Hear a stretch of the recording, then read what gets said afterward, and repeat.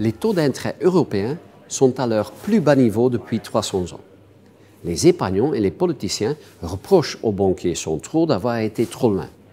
Pourtant, les vrais coupables sont les tendances à long terme qui ont fait baisser le taux neutre. Le taux neutre est le taux qui équilibre l'offre et la demande d'épargne. En abaissant le taux en dessous de ce niveau neutre, la Banque centrale stimule la demande d'argent et donc la croissance et vice-versa. Ces dernières décennies, plusieurs facteurs ont fait baisser le taux neutre. Le vieillissement incite plus de gens à l'épargne de prévoyance. En raison de l'inégalité croissante, il y a de plus en plus de ménages, les plus riches, qui épargnent davantage. Et donc, trop d'épargne tue l'épargne, parce que cette masse de liquidité fait baisser sa valeur et par ricochet le taux d'intérêt. Le recul de la demande fait lui aussi baisser le taux d'intérêt.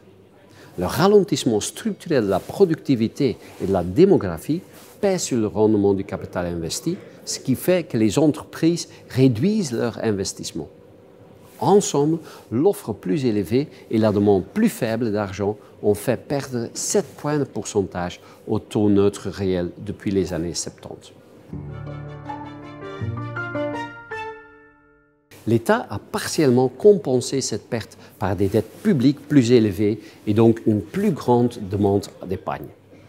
Il a également investi dans les soins de santé et dans les pensions, ce qui a fait que les gens ont moins besoin d'épargner.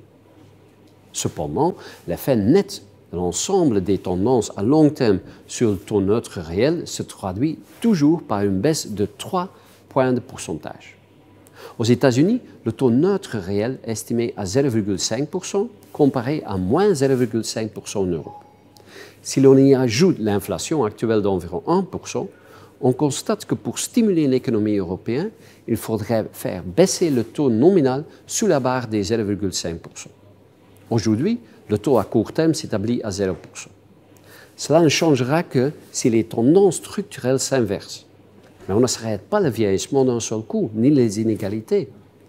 Il se pourrait que la production augmente enfin grâce à la révolution digitale. Mais on attend cela depuis un moment. J'en déduis donc que les taux d'intérêt sont effectivement exceptionnellement bas aujourd'hui. Cependant, même dans des conditions macroéconomiques neutres, un taux nominal à long terme de 1 à 3% semble être la nouvelle norme, sauf en cas d'accélération de l'inflation.